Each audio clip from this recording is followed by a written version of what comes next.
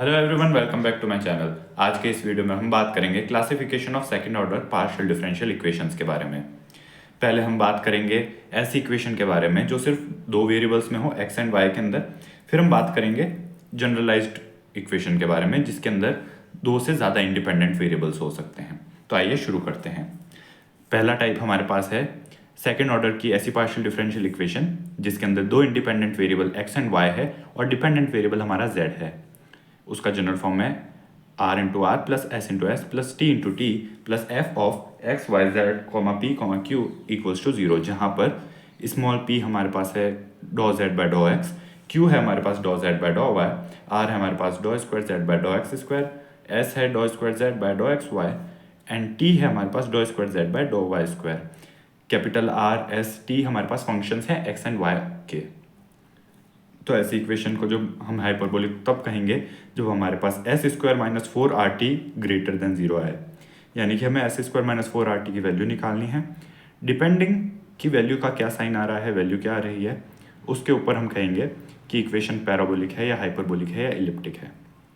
ऐसा भी इक्वेशन हो सकती है कि कोई जिसके अंदर हमारे पास कोई पर्टिकुलर वैल्यू कांस्टेंट वैल्यू ना आए बट हमारे पास एक्स एंड वाई के टर्म्स में कोई इक्वेशन आए, तो उसके अंदर हम प्लेन की बात करते हैं कि उसके एग्जाम्पल से हम समझेंगे आगे। तो हाइपरबोलिक है तब कहेंगे हम जब हमारे पास S square minus four R T greater than 0 आए। जब S square minus four R T 0 आ रहा है हमारा इक्वल टू, तब हम उसे कहेंगे पैराबोलिक।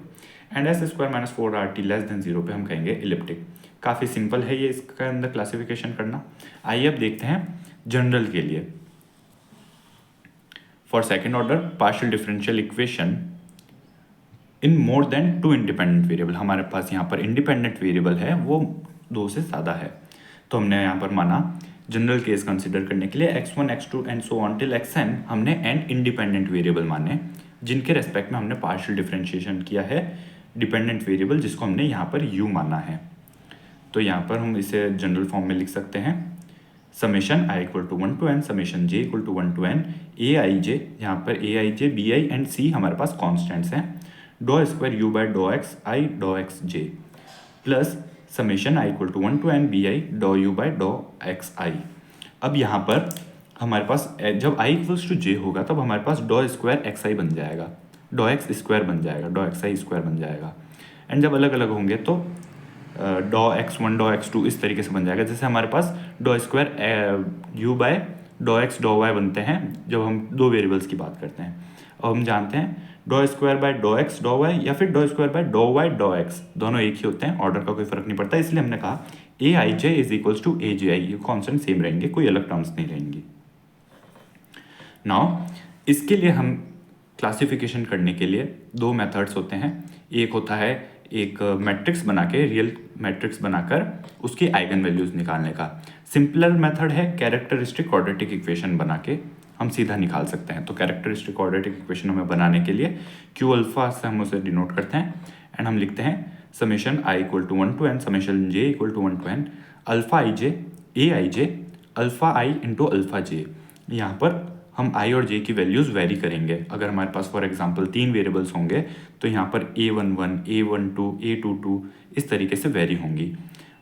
तो आइए इसे हम कब कहेंगे एलिप्टिक या पैराबोलिक देखते हैं।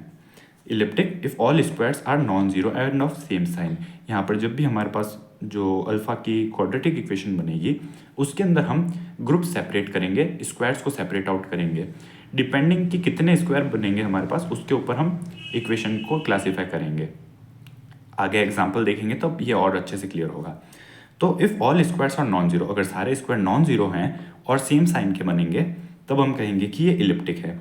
अगर all squares are non zero and of same sign except exactly one of them, यानी कि सारे के सारे स्क्वायर्स नॉन जीरो होंगे एंड सब सेम साइन के होंगे एक्सेप्ट वन ऑफ देम, कोई एक ऐसा होगा जिसका साइन पॉजिटिव हो फॉर एग्जांपल, बाकी सबका साइन नेगेटिव हो, या फिर सबका साइन नेगेटिव हो और बाकी एक का साइन पॉजिटिव हो, तब हम उसे हाइपरबोलिक कहेंगे। अल्ट्रा हाइपरबोलिक केस आता है जब हमारे पास चार या उससे ज़्यादा वेरिएबल हैं, तब आ सकता है ultra hyperbolic case. Ultra hyperbolic case के अंदर if all are non zero and at least two of them are positive and two negative, अगर हमारे पास सभी नॉन जीरो हों squares and at least two are positive and two negative, यानी कि at least दो पॉजिटिव होने चाहिए और बचे हुए दो नेगेटिव, या फिर अगर ये तो 4 की बात हुई, जब अगर हमारे पास 5 है तो एटलीस्ट 2 पॉजिटिव होने के बाद 3 पॉजिटिव भी हो सकते हैं, या फिर 2 पॉजिटिव 3 नेगेटिव, वो केस भी हो सकता है। पैराबोलिक तब हम कहेंगे if any of the square is 0, अगर एक भी स्क्वायर 0 हो तो हम उसे पैराबोलिक कहेंगे। तो आइए देखते हैं इसके कुछ एग्जाम्पल से ये कॉन्सेप्ट और अच्छे से क्लियर हो जाएगा।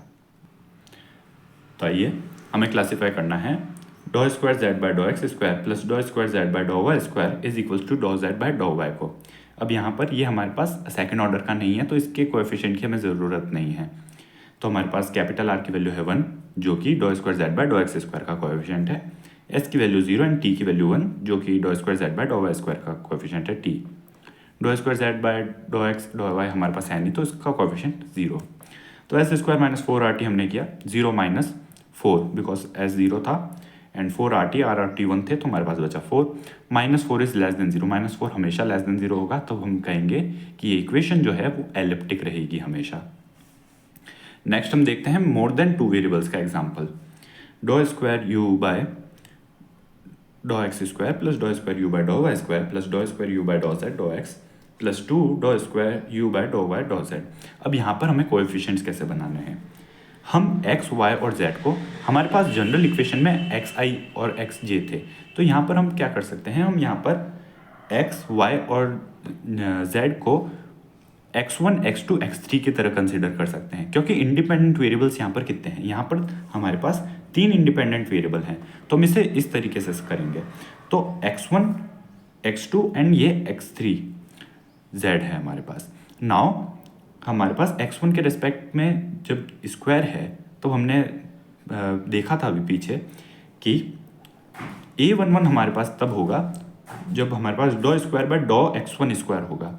तो यहाँ पे हमने x को फर्स्ट इंडिपेंडेंट वेरिएबल माना है, तो यानी a11 आया हमारे पास, इसका कोएफिशिएंट 1। a22 हमारे पास, हमने y को सेकंड माना है, सेकंड इंडिपेंडेंट वेरिएबल, तो a22 हमारे पास आया 1। यहाँ पर doh square you by doh z square हमारे पास अवेलेबल नहीं है, तो a33 हमारे पास 0 बचेगा। अब यहाँ पर हम देखें डो जेड और डो एक्स, यहाँ पर x को फर्स्ट वेरिएबल माना है और सेकंड को हमने थर्ड वेरिएबल माना है z को, तो यानी कि इसे हम a13 से डिनोट कर सकते हैं, इसके कोएफिशिएंट को a13, a31 दोनों एक ही होंगे, इज इक्वल्स टू 1। सिमिलरली अगर हम इसे देखें तो यहाँ पे y को हमने सेकंड माना है, इसलिए हमने यहाँ पर a2 डिनोट किया, एंड z को हमने थर्ड इंडिपेंडेंट वेरिएबल माना है, इसलिए a3, तो a23 is equals to a32 is equals to, इसका कोएफिशिएंट हमारे पास है 2। तो हमारे पास जो क्वाड्रेटिक इक्वेशन बनी अल्फा की, वो बनी α1 स्क्वायर प्लस α2 स्क्वायर। α1 का कोएफिशिएंट a11 1 ही था, α2 का भी कोएफिशिएंट a22 2 ही रहा, α2 स्क्वायर प्लस α1 α3 प्लस 2 α2 α3। अब इस इक्वेशन को हमें होल स्क्वायर्स के अंदर कन्वर्ट करना है, तो हम होल स्क्वायर्स में कन्वर्ट करना चाहते हैं, तो सबसे पहले हमने लिखा α1 स्क्वायर प्लस 2 α1 इंटू α3/2। यहाँ पर हमारे पास α1 α3 है, स्क्वायर हमें कंप्लीट करना है, तो इसलिए हमने इस तरीके से लिखा ताकि आइडेंटिटी हमारे पास बने। तो 2 इंटू α1 इंटू α3/2, यहाँ पर मिसिंग टर्म है α3/2 का होल स्क्वायर, ये ऐड करते ही, ऐड एंड सब्ट्रैक्ट करते ही हमारे पास यहाँ पर आइडेंटिटी बन गई a plus b whole square की।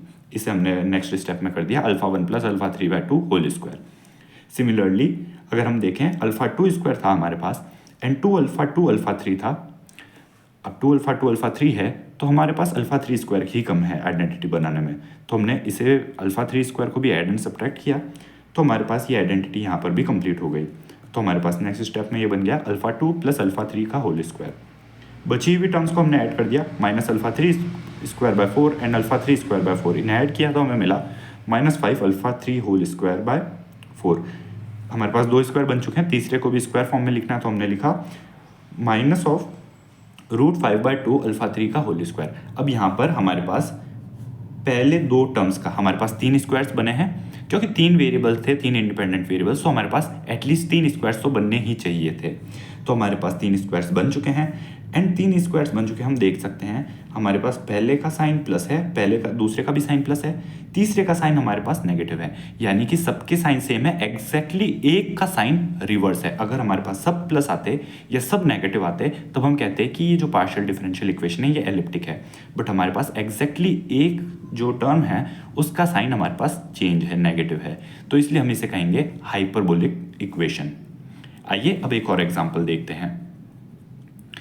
अब हमारे पास ये जो टर्म है वो कुछ इस तरीके से है, doh square you by doh x square plus 2 doh square you by doh y square plus doh square you by doh z square plus 2 doh square you by doh x doh y plus 2 doh square you by doh y doh z. यहाँ पर भी हमने a11 को माना 1, a11 क्योंकि हमारे पास x को हमने माना फर्स्ट इंडिपेंडेंट वेरिएबल, y को सेकंड एंड z को थर्ड इंडिपेंडेंट वेरिएबल। a11 हमारा x के रेस्पेक्ट में जो डबल ऑर्डर का पार्शियल डिफरेंशियल है उसका कोएफिशिएंट a11 1 हो गया, a22 हमारे पास 2 आ गया, a33 हमारे पास यहाँ पर अवेलेबल है 1 आया है, लास्ट एग्जांपल में हमारे पास अवेलेबल नहीं था। a12 जो है बिकॉज x y है यहाँ पर तो ये फर्स्ट एंड ये सेकंड वेरिएबल, तो a12 is equals to a21 is equals to -2। अब यहाँ पर -2 क्यों आया है? बिकॉज ये जो टर्म्स थी दो ये हमारे पास RHS पे थी, RHS पे अगर टर्म है तो हमें उसे स्टैंडर्ड फॉर्म में कन्वर्ट करने के लिए दोनों ही टर्म्स को LHS पे लेकर जाना होगा। तो जब हम LHS पे लेकर जाएंगे तो हमारे पास ये साइन माइनस का हो जाएगा, यहाँ पे भी हमारे पास साइन माइनस का हो जाएगा और बचेगा इक्वल्स टू 0, तो ये साइन माइनस के हो जाएंगे, इसीलिए हमारे पास आया -2। And similarly a23 is equals to a32 is equals to -2। अब इसकी हम अल्फ़ा की क्वाड्रेटिक इक्वेशन लिख सकते हैं। अल्फ़ा 1 स्क्वायर यहाँ पर 1 1 तो यानी कि कोएफिशिएंट 1, a2 2 था तो अल्फ़ा 2 स्क्वायर के साथ हमारे पास कोएफिशिएंट 2 आया, अल्फ़ा 3 स्क्वायर सिंपल क्योंकि a33 हमारे पास 1 था। नाउ अल्फ़ा 1 अल्फ़ा 2 2 से एंड -2 हमारे पास अल्फ़ा 2 अल्फ़ा 3 भी आ गया।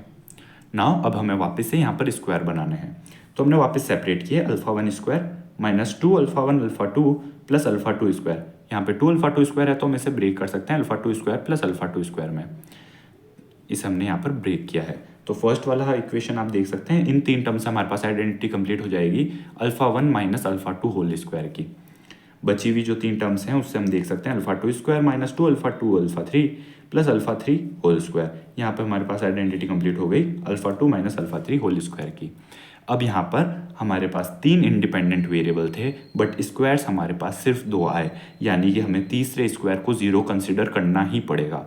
लास्ट केस में हमारे पास 3 इंडिपेंडेंट वेरिएबल थे और 3 स्क्वायर्स आ चुके थे हमारे पास, इसलिए हमने 0 का स्क्वायर कंसिडर नहीं किया। बट यहाँ पर हमारे पास 3 इंडिपेंडेंट वेरिएबल है बट स्क्वायर्स सिर्फ 2, इसलिए 0 का स्क्वायर भी हमने कंसिडर किया। अब यहाँ पर हमारे पास एक टर्म जो स्क्वायर की है वो 0 की भी है, इसलिए हम इसे कहेंगे पैराबोलिक इक्वेशन। तो आइए अब एक और एग्जांपल देखते हैं जहाँ पर हमारे पास कॉन्स्टेंट्स के टर्म्स में नहीं है। यहाँ पर हमारे पास 2 ही इंडिपेंडेंट वेरिएबल है, तो यानी हम डायरेक्ट s² - 4rt वाला मेथड यूज़ करेंगे। हमारे पास है कुछ इस तरीके की पार्शियल डिफरेंशियल इक्वेशन जहाँ पर हमारे पास r की वैल्यू है y² + x² to the power 1/2, s भी हमारे पास है 2x - y एंड t हमारे पास again y² + x² to the power 1/2 है। नो s² - 4rt जो है हमारे पास मिलेगा 4 of x - y² minus 4 of y² + x² to the power 1/2 minus into y² + x² to the power 1/2। यहाँ पर हमने इसको स्क्वायर को एक्सपेंड किया तो हमें मिला x² - 2xy + y², 4 से मल्टीप्लाई किया हमें मिला 4x² + 4y² - 8xy and in दोनों टर्म्स को हमने मल्टीप्लाई किया तो हमारे पास रूट कैंसल आउट हो गए, रूट का ऐड होकर हमारे पास नॉर्मल पावर 1 बन गई, तो हम कह सकते हैं y² + x² बना। Now 4x² + 4y² minus of 4y² और जब ये ब्रैकेट खुलेगा तब माइनस ऑफ 4x², तो हमारे पास बचेगा, ये टर्म्स कैंसिल आउट हो जाएंगे, हमारे पास बचेगा माइनस ऑफ 8xy।